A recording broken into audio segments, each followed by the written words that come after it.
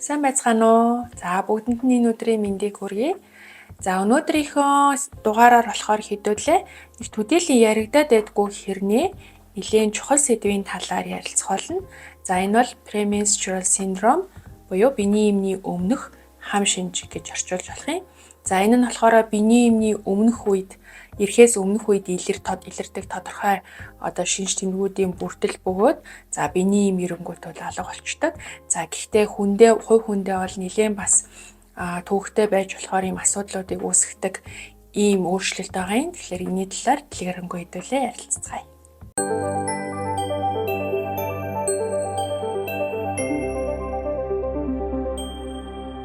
Нөхөн өрчхүйн насны эмэгтэйчүүдийн бараг 90% нь амьдралынхаа туршид ямар нэгэн байдлаар дор хаяж нэг удаа биений эм ирэхээс өмнө бие махбод болоод сэтгэл санааны тийм өөрчлөлтүүдийг мэдэрч болно гэж үздэг.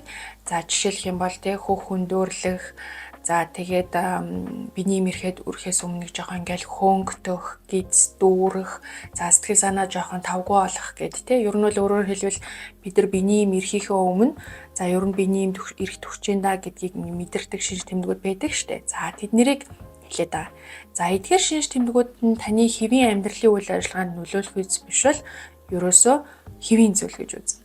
Өөрөөр хэлэх юм бол та жоохон тухгүй байгаа ч гэсэн ажиллаа хийж болж гин, хичээлдээ явж болж гин хобби юмнуудаа хийж болж байгаа бол энэ бол нэг том асуудал биш. Зүгээр хэвийн зүйл гэж бодоод орхиж болно. За эдгээр шинж тэмдгүүд ингээд бүр хүчтэй илрээд идэг зарим эмэгтэйчүүдэд. За энийг болохоор premenstrual syndrome гэж нэрлэдэг байгаа. За энэ бол нийт нөхөн өрчхүйн насны эмэгтэйчүүдийн 20-40% нь илэрч болдог гэж үздэг байхгүй. Тэгэхээр бас нэг тийм ховор зүйл бол биш шүү дээ. 10 эмэгтэй тутмын 4 нь ийм хам шинжийг мэдэрдэг гэсэн үг байна.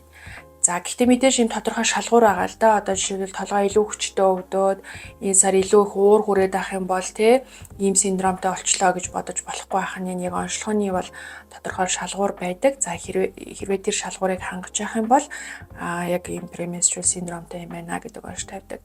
За энэний бүр хүндэрсэн хэлбэг нь болохоор premenstrual dysphoric disorder гэж нэрлэдэг байгаа. За энэ бол маш төвхтэй бүр ингээд ажил амьдрал бүх юмд чинь ингээд сөргөөр нөлөөлдөг. За бүр юм сэтгцийн нэг эмгэг гэж тооцогдож явдаг. За гэхдээ аз болж харьцангуй бас бага хувьтай тохиолдно. За нийт нөхөн өрчхүйн насны эмэгтэйчүүдийн 3-8% нь тохиолддог гэж үздэг байна. Гэхдээ хэдийгээр ингэж бага хувьтай тохиолдож байгаа ч гэсэндээ энэ чи яг хувь хүндээ бол маш юм төвхтэй байдал үүсгдэг юм өөрчлөлт тахгүй юу? Тэгэнгүүт яг эмчнэрч дээр бас хүмүүс маань ч гэсэн өөрсдөө энэ талаар тийм сайн ойлголттой байдгүйгээс болоод яг онцлогдох зохистой арга хэмжээ авах, эмчилгээ авах хугацаа маань нэлээд оройтдаг гэж үздэг. Тухайлх юм бол Америкийн судалгаануудаар бол нэг эмэгтэй ийм онцтой гэдгийг мэдхийн тулд дунджаар 5 орчим жил зарцуулж, дунджаар 4 эмэгтэйчүүдийн эмчит юм уу эсвэл нарийн мэрэгжлийн эмчит ханддаг гэсэн ийм юм байдаг. За Монголд бол ямар байхыг мэдэхгүй байна. За гэхдээ мэдээж эрт оншилж ээж, эрт арга хэмжээ авч ээж илүү их амьдралын чанарыг сайжруулах боломжтой гэсэн үг. За нөхөр өсвөр наснд буюу шилжилтийн наснд бас төвхтэй байдаг. Яг нөгөө тархины зүгээр хэвийн хөгжлийнх нь үед явагдаж байгаа юм сэтгэл судлалын янз бүрийн өөрчлөлтүүд нь энэ шинж тэмдгүүдтэйгээ ингээд ялхан онцлоход хэцүү байдаг учраас бас онцлогоо ингээд оройтох гээд тал бас байдаг байна. За яагаад үүсдэг юм бэ гэдэг асуудал яригдана. За яг ийм шалтгаан бол тодорхой байхгүй. Маш олон хүчин зүйл нөлөөлж болно. За ер нь ингээд дараагийн бичлэгүүд дээр ч гэсэн эмэгтэйчүүдийн олон эмгэгийн үед би бас шалтгаан тодорхойгүй гэдэг юм яригдана. Тэгэхээр мэдээж шалтгаанууд бол байгаа. Гэхдээ одоогийн анагаах ухааны хөгжлийн түвшинд тэдгэрийг бүрэн тодорхойлох боломжгүй байна гэсэн. За гэхдээ энийг яагаад үүсч болдог юм бэ гэдгийг тайлбарладаг хэд онол байдаг. Нэгдүгээр тайлбар болохоор сэтгэц нийгмийн онол гэж байгаа. За энэ нь болохоор юу гэсэн үг вэ гэхээр тухайн эмэгтэй хүн байх, ээж хүн байх гэдэг тийм үл ухамсарлахуйд байгаа зөрчилдөөнд нь ухамсарлахуйн түвшинд илэрч байгаа шинж тэмдгүүд нь PMS, PMDD-MA гэж хэлээд байгаа. За өөрөөр хэлэх юм бол биологийнхаа бод галын хувьд эмэгтэйчүүд бол хүүхэд төрүүлэх ээж болох гэдэг бол нэг том зорилго нь шүү дээ. За тэгэхээр тэр зорилго нь биелээгүй. Өөрөөр хэлэх юм бол тухайн эмэгтэй жирэмсэн болж чадаагүй. Тэрнтэй холбоотой тэр зөрчилдөөн нь бие махбодын зовир болж илэрч байна гэж тайлбарладаг. За гэхдээ энийг бол шинжлэх ухааны үүднээс бүрэн тайлбарлах, нотлох бол ямар ч боломжгүй нэг юм тайлбар байгаа. За хоёр дахь нь танин мэдхүй нийгэм судлалын онол гэж байдаг. За энэ нь болохоор яг уу гэхээр ер нь бол нэг юм биений мэхлэх, ирэх гэдэг нь тухайн эмэгтэй хувьд ийм сэтгцийн маш том ийм үйл явдал event гэж үздэг. За тэрнтэй холбоотойгоор одоо юу гэдэг баг зэрэг ингээд жигших гэх юм уу? За тэрнтэй холбоотойгоор юм наана нь одоо биений мэрэгчинда гэдэг мэдрэмжийг нь тэр шинж тэмдгүүд ингэж гаргаж ирдэг. За тэгээд тэр нөгөө жигсэн тэр бодлоосоо болж байгаа стрессээ бууруулахын тулд одоо ууралдаг ч гэдэг юм уу, ихэддэг гэдэг ч юм уу тийм тасан зохицлын механизмууд явагддаг. За тэгээд тэр тасан зохицол нь тэр дотоод стрессийг нь бууруулахаар дахиад энийг ингээд давтаад идэг гэсэн юм бас онлоогаа. Гэхдээ яг ойлгоход жоохон түүхтэй, тэгээд дээрэс нь бас яг мэдээж бас бүрэн батлагдах боломжгүй юм тайлбар байдаг. Гурав дахь тайлбар нь болохоор мэдрэлийн нейротрансмиттеруудтай холбоотой гэж тайлбарладаг. За тэднэр нь юу юм гэхлээр мэдрэлийн эсүүдийн энэ хоорондын холбоосыг нь хангаж идэг. Тэгээд мэдрэлийн эс булчин бусад одоо идэрхтнүүдтэй ингэж харилцах боломжийг нь олгож идэг ийм химийн бодисууд байхгүй юу? Тэгэхээр маш хүний биед бол маш чухал хэвийн тэнцвэртэй үйл ажиллагаа явуулах, сэтгцийн хувьд бас эрүүл байх энтерт эдгээр химийн бодисуудын нөлөөлөл бол маш их байдаг. За өмнө нь бол яг хуу бэлгийн даавруудтай холбож тайлбарладаг байсан аахгүй. Өөрөөр хэлбэл бол нөгөө бэлгийн дааврууд чинь л ингээл алдагдаал хэвийн биш байгаад байгаа. Тэрнээс болоод ийм шинж тэмдгүүд илрээд байгаа гэж үздэг байсан. За гэтэл энэ бол худлаа болох нь бол батлагдсан. Өөрөөр хэлбэл бэлгийн дааврууд бол одоо ямар нэгэн байдлаар огт алдагдаагүй байдаг. Зүгээр ялгарх журмаараа ялгараад хэм хэмжээгээрээ ингээд явж идэг. За гэтэл энэ даавруудын хэлбэлцэлд үзүүлж байгаа нейротрансмиттеруудын байдал өөрчлөгддөг гэж үздэг байна. За эмэгтэй хүний бие махбодод биений ирсэн өдрөөс ахуулаад тухайн мөчлөг дуустал бэлгийн даавруудын маш их олон юм өксөлт, бууралт бол явагдчихэдэг. Өөрөөр хэлбэл даавруудын юм давалгаа явагдчихэдэг гэсэн үг. За эдгээр даавруудын ихсэлт, бууралт, давалгаанд болохоор тархины нейротрансмиттерууд хэвийн үйлдэл үзүүлэх ёстой. Өөрөөр хэлэх юм бол эдгээр одоо бууралт, ихсэлт нь одоо тэр нейротрансмиттерийн үйл ажиллагаанд төдийлөн нөлөөлөх ёсгүй гэсэн үг байна. За гэтэл бэлгийн дааврууд нь хэвийн байгаад байгаа мөртлөө түүнд нь нейротрансмиттерууд буруу үйлдэл үзүүлээд эхлэх юм бол дээрх шинж тэмдгүүд үүсэж байгаа. За хамгийн чухал нь бол серотонин, бета эндорфин, габа гэсэн юм бодисууд байгаа. За эдгээр нь болохоор алдагдсны улмаас бие махбодын болоод сэтгэл занаа, сэтгэл зүйн юм шинж тэмдгүүд үүсдэг байна. Удамшил бас нөлөөлнө гэж үздэг. За яг бүрэн бол нотлогдож тайлбарлагдаагүй. Гэхдээ хэрвээ гэр бүлийн гишүүний хин нэгнэнтэй эмээ ч юм уу ийм эмгэг байх юм бол ээжд нь охидуудад нь одоо удамших хандлага байна гэж үздэг. За дээрэс нь таргалалт бас их нөлөөтэй. Биеийн жингийн тэгс 30-аас дээш үед одоо үүсэх эрсдэл 3 дахин нэмэгддэг гэж үзнэ. За дээрэс нь тамхи татдаг хэрвээ байх юм бол бүр юм хүнд хэлбэрийн одоо шинж тэмдгүүд үүсэх эрсдэл 2 дахин эмэгтэйчүүдэд нэмэгддэг юм а гэсэн судалгаа байгаа. За бас амьдралынхаа одоо эрт үед ямар нэгэн бэлгийн юм уу биеийн хүчирхийлэлд өртсөн тохиолдолд төхөөрчгүй насны дунд болон хожим үед бас ийм PMS үүсэх эрсдэл нэмэгддэг гэсэн ийм судалгаанууд бас байдаг. За гих мэтчлэн маш олон шалтгааны улмаас үүсч болно. За ер нь бол аль ч насанд үүсч болно гэж үздэг. За ихэвчлэн бас биений мэрснээс хойш нэг 2 жилийн дараагаас бол үүсдэг. За гэхдээ хизээч өөрөө ингээд бас зүгээр алга болохгүй. Ер нь бол жил ирэх тусам шинж тэмдгүүд нь улам гүнзгийр нь улам юм төвхтэй болдог гэж үздэг. За харин эмэгтэй хүн цэвэрших юм бол шинж тэмдгүүд нь бол ингээд бүрэн алга болдог ийм онцлогтой байгаа. За тэгээд PMS-ийн гол хүндрэл нь болохоор ерөөсөө л ажил сургуулаасаа хүндэрөх, за бусадтай харилцах харилцаанд хүртэл асуудал үүсэх ийм хүндрэлтэй байдаг. За бас нөгөө булимия гэдэг штэ. Өөрөөр хэлэх юм бол гинт их хэмжээний хоол идээд буцаагаад тэрийг ингээ бөөлжих ч юм уу суулгах замаар ингээ гадагшлуулдаг юм сэтгцээ маш төвхтэй юм эмгэг байдаг. За тэр үүсэх магадлалыг бас нэмэгдүүлдэг гэж үздэг байна. За ер нь бол 150 гаруй шинж тэмдгүүд илэрч болно гэж үздэг. За гэхдээ эн чинь нөгөө биений юм ирэх үед ирсэн байх үед илэрдэг шинж тэмдгүүдээс өөр шүү. Заяа одоо жишээлх юм бол нөгөө нуруугаар уртдаг хэвлэгээр базлах ч гэдэг юм уу. За тэр талаар бол чинь тусдаа ярина. За энэ бол болохоор арай өөр байдаг байна. Хамгийн түгээмэл нь болохоор ядарч сүлдэх, хуцаарламтгай болох, сэтгэл гутрах, сэтгэл түгших, хөөнгөх, толгой өвдөх, гэдэс дүүрэх, хөх өндөрлөх. За мөн түнчлэн гуниглах, үн цэнгүй болсон мэт санагдах, итгэл найдваргүй болсон юм шиг санагдах, амархан уйлах, уур хүрэх, эргэн тойрныхонтойгоо муудалцах, өдөр тутмын хийдэг зүйлсээ хиймээргүй болох, анхаарал төвлөрөхгүй байх, ядрах, юу ч хиймээргүй байх, хоолны туршил муудах, эсвэл хидэх, байнга нойр хүрэх, эсвэл нойргуудах, бүх зүйл хяналтаас гарсан юм шиг санагдах, толгой өвдөх, эргэх, үе мөч булчин өвдөх, жин нэмэх. За эдгээр шинж тэмдгүүд нь болохоор биений эмийн мөчлөгийн 2 дугаар хагаст эхлээд тэгээ биений эм ирмэгц бол ингээд болчдөг. Ингээ үргэлжлээд байна гэж бол байхгүй. За дунджаар нэг 6 хоног гэж үздэг. За гэхдээ яг PMDD-тэй хүмүүст ингээд тооцоод үзэх юм бол амьдралынх нь 3000 хоног буюу 8 орчим жил бол энэ шинж тэмдгүүдийг одоо мэдэрдэг гэсэн үг. Тэгэхээр амьдралын 8 жилийн туршид ийм тухгүй, тавгүй, үн цэнгүй болсон юм шиг ийм мэдрэмж аавна гэдэг бол миний бодлоор их амар зүйл юм шиг надад санагдаж байгаа. Тэгэхээр тухайн хүндээ бол маш их ийм дарамттай, ийм төвхтэй байдал үүсгдэг эмгэг байхын.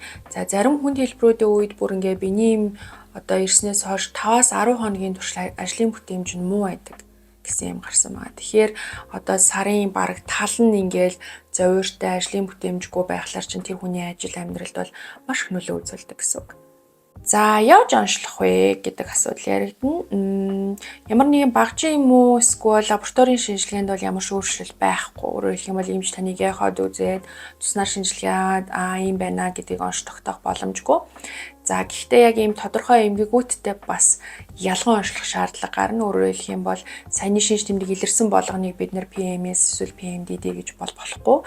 За тухайлах юм бол одоо бамбай эмгэгүүдийн үед за тарих талалж өвддөг мигрейн гэдэг мэдрэлийн өвчин байдаг те тэр эмгэгүүдийн үед за сэтгцийн янз бүрийн бас өвчнүүдийн үед архаг суултлын хам шинж за бүдүүнгийн цочрлын хам шинж гэдэг ингээд олон эмгэгүүдийн үед дээр дурдсан сэтгцийн болоод сэтгэл санааны эсвэл бие махбодын шинжүүд илэрдэг учраас заавал ялган онцлох ёстой. Хэрвээ эмчит хандаад эмч янз бүрийн ингээд шинжилгээ бичээдэвэл тэр шинжилгээ таны PMS-ийг ялган онцлох зорилготой. Өөрөөр хэлэх юм бол тэр шинжилгээнд дээр PMS байна гэдгийг харуулах гэж байгаа юм биш. Өөр энэ хүнд ямар нэгэн бусад эмгэг байна уу гэдгийг нь ялган онцлох зорилготой. Тэгэхээр тийм шинжилгээнүүдийг хийж болно. Онцлохын тулд ийм тодорхой шалгуур үзүүлэлтийг ашигладаг байхгүй юу? 1983 онд анх энэ PMS, PMDD-гийн шалгуур үзүүлэлтүүд яригдж байгаа. Сүүлд 2023 онд ийм шалгуурууд нь батлагдсан байгаа. За энэ шалгуур үзүүлэлтийг хангаж гинүү энэ үнэхээр одоо бидний сэжиглээд байгаа эмгэг мөн байна уугүй юу гэдгийг мэдхийн тулд ийм 60 гаруй орчим төлөвүүдийг бол эрдэмтэд санал болгосон байдаг. За энэ дотроосоо би нэг төлийг нь онцгойлоод монгол хэл дээр орчуулад ингээ файл хэлбэрээр бэлтцсэн. Та хэд маань ийм description хэсэгт байгаа линк дээр дараад мэйл хаягаа бүртгүүлээд авах боломжтой. Тэгээ ингээ хэвлэхэд бэлэн PDF хэлбэрээр бэлтчихсэн байгаа. Энэ түүл нь болохоор International Society for Premenstrual Disorders гэсэн олон улсын байгууллагаас гаргасан Daily Record of Severity of Problems Form гэдэг нэртэй ийм хуудас байгаа. За энэ хуудсыг яаж бүглэх талаар товч тайлбарлаад өгье. Ер нь бол тайлбар дээр нэлээд тодорхой байгаа. Сайн уншаад аваарай. За энэ хүснэгтээ хэдүүлээ 2 хувийлах байхгүй. Өөрөөр хэлбэл 2 сарын турш хэдүүлээ шинж тэмдгүүдээ хянана гэсэн үг байна.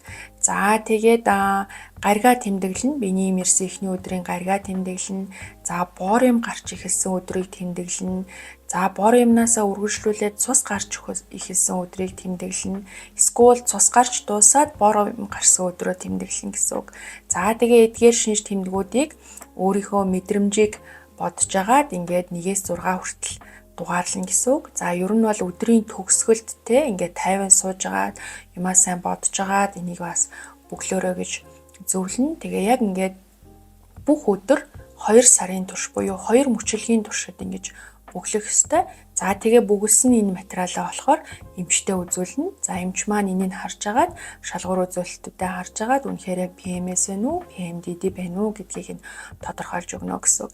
За эмчилгээ үргэлжилж явах үед ч гэсэндээ энэ одоо хуудасаа бөглөөд байгаарай гэж хэлнэ. Яагаад гэвэл эмчилгээ маань хэр зэрэг одоо үр дүнтэй байна, сайжрал байна уугүй юу гэдгийг хэдүүлээ энэ одоо юмнуудаа бүгэлж агаад харьцуулж харж агаад мэдэх боломжтой. За хэрвээ өөрт нь ийм духгүй те өмнө нь дурдсан мэдрэмжүүд байдаг л бол яг энэ формыг бүр цаг гаргаж агаад өөртөө зориулаад бөглөөрэй гэж хэлнэ. Яг гэвэл одоо PMS-ийн үед гарах шинж тэмдгүүд тийм өөрөө гинт алга хийжээж болохгүй. Дээрэс нь улам ингээд жил ирэх тусам ингээд шинж тэмдгүүд нь илүү хүчтэй болоод илүү хүнд болоод байдаг байхгүй.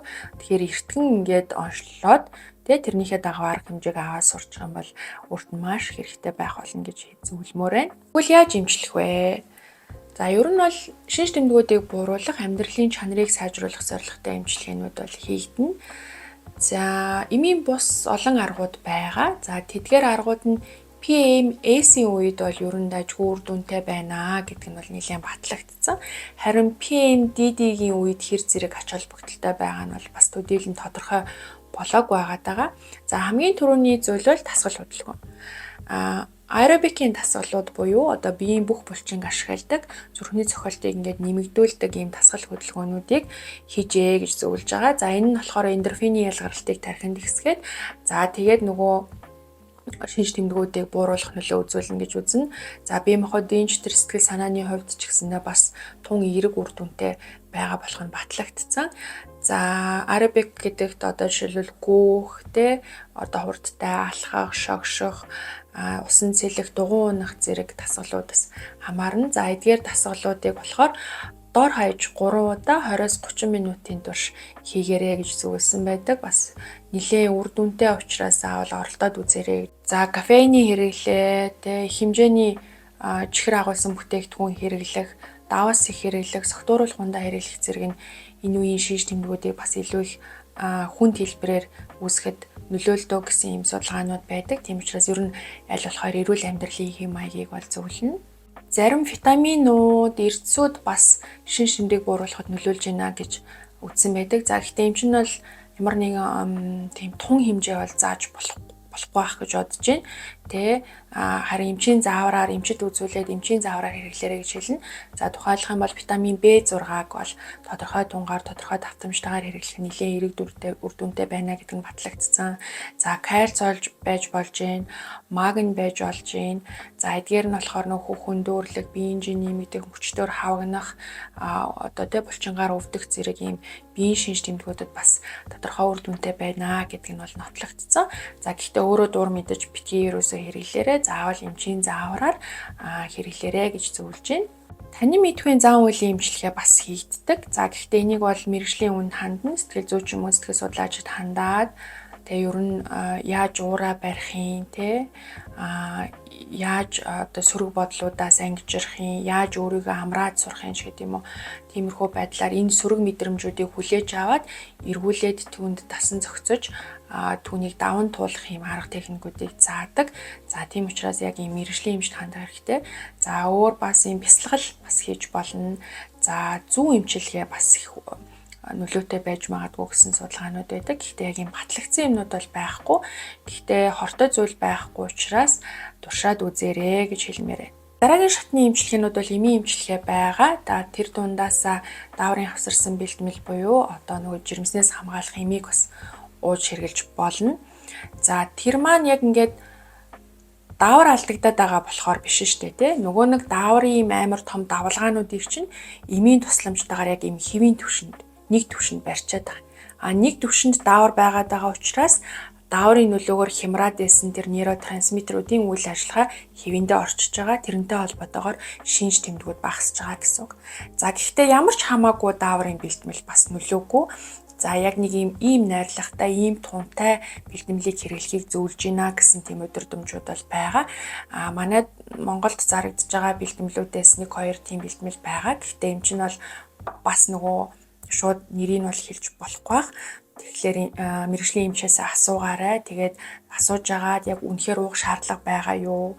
Тэ уух бол яаж тунгаар ямар хугацаанд уух вэ гэдгийг асуугаарай. Дааврын авсарсан бэлтгэлүүд чинь бас ашиг тусаас гадна гаж нөлөө гэдэг юм байгаа шүү дээ. Тийм учраас заавал эмчийн зааврын дагуу хэрэглээрэй гэж зөвлөнө. За дараагийн нэг одоо хэрэгэлдэг бүлэг эмчилгээ болохоор нейротрансмиттеруудын тэр алдагдаад байгаа ямиг засдаг юм тусгай эмчилгээ байдаг. За энийг бас эмчийн зааврын дагуу хэрэглэнэ. За тийм учраас яг эмчтэй хандаа шаардлагатай бол тэр юмнуудыг ууж хэрэглэнэ. За дээрх бүх шатны одоо эмчилгээнд ямар ч үр дүнгүй байгаад үнэхээр тэр PMDD-ийн үед илэрдэг шинж тэмдгүүд тэр хүний одоо хэвийн ажиллаж амьдрах нөхцөлд үнэхээр асуудал үүсгээд за тэгээ эсвэл тэр хүн одоо нөхөрчгөн асуудлаа бүрэн өдр шийдсэн бол зарим тохиолдолд өндгөвчийг энэ авах хагалгаа хийгддэг 2 талын өндгөвчийг. За мэдээж өндгөвч авагдчихж байгаа учраас цэвэршиж байгаа учраас шинж тэмдгүүд нь байхгүй болчихно гэсэн үг байна. За өнөөдөр нэг ийм энгийн юм шиг мөртлөө бас хүний эмэгтэй хүний амьдралын ерөнхий үйл ажиллагаанд бас их нөлөөтэй байдаг ийм эмгэгийн талаар ярьлаа. Тэгээд ер нь бол амар тухгүй штэ. Тэгээд дээрэс нь одоо өөрөө ингээд удирдаад энийг ингээд зохицуулахад хэцүү. Дээрэс нь нөгөө зөвхөн бие махбодын зовироос гадна сэтгэл санаа, сэтгцийн зовирууд өгдөг учраас нөгөө гадна орчинтой харилцаанд хүртэл нөлөөлж эхэлдэг. Тийм учраас хэрвээ одоо та өөрөө PMS юм уу PMDD болох нь онцлогдох юм бол заавал ойр дотныхоо хүмүүстэй хэлэх хэрэгтэй. Тэгээ би ийм өрмөц онцлог надад байгаа шүү гэдгийг ойлгуулах хэрэгтэй. Энийг нь бас ойлгож тухайн хүнийгээ дэмждэг байх хэрэгтэй. Тэр зэмээ гэр бүлийн ойр дотныхоо хүмүүс, дотны найзууд, найз залуу, нөхрүүд нь бол маш сайн дэмждэг, тэрийг ойлгодог. Энэ үед нь одоо хийгдэж байгаа тэр эмчилгээнүүдийг нь дэмжиж өгдөг. Одоо жишээлбэл бясалгалыг орчинд бүрдүүлдэг ч гэдэг юм уу те. Тиймэрхүү байдлаар ойлгож хүлээж авах хэрэгтэй. Тэгээд энэ угаасаа түрүүн хэлсэн ерөөсөө өөрөө алга болохгүй тоохгүй орхилоо гэдээ алга болчих юм биш. Тэгээд дээрээс нь жил ирэх тусам ингээд шинж тэмдгүүд нь ингээд улам хүнд болоод идэг учраас заавал ийм нарийн түвшний онцлогоо хийгдээд тохирсон эмчилгээг бол хийж явах хэрэгтэй. Тэгснээрээ та илүү их одоо нөгөө одоо тэ биний мэрх гэж ингээл тухгүй санагдаал ингээл тавгүй байгаад байхгүйгээр илүү их олон өдрүүдийг ийм аз жаргалтай enjoy хийж өнгөрөх боломж олдох байхаа гэж бодож байна. За өнөөдрийн дугаараа ингээд өндөрлөе. Хэрвээ өөрт чинь PMS юм уу PMDD байж магадгүй гэж бодож байгаа бол тэр формыг идэвхтэй сайн бөглөөрэй гэж зөвлөе. Форм бөглөх явцад асуудал гарах юм бол Instagram хаягаар маань холбогдож одоо тодруулж болно. Хэрвээ 2 сар үнэхээр сайн хөтөлчих юм бол над руу бас явуулж олно. Би ерөнхий шалгуур үзүүлэлтүүдээ хараад өөрт чинь PMS байна уу, PMDD байна уу гэдгийг тодруулаад ингээд чиглүүлээд өгч бас болно. Тэгээд эргэн тойрныхонд чинь найз нөхдөд чинь доо нэмэрхүү асуудалтай хүмүүс байх юм бол бас энэ дугаарыг үзүүлээрэй гэж зөвлөмөр байна. Тэгээд найзуудтай шеэрлээд өгөөрэй. Instagram хаягаар маань санал хүсэлтээ илгээж болно. Дараагийн дугаар хүртэл баяртай.